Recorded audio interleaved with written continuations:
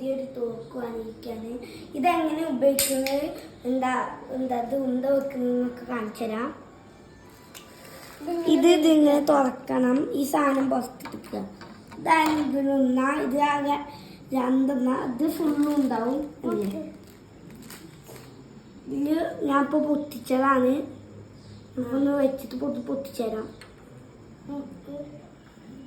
നല്ലോണം പൊട്ടെടുത്തോ.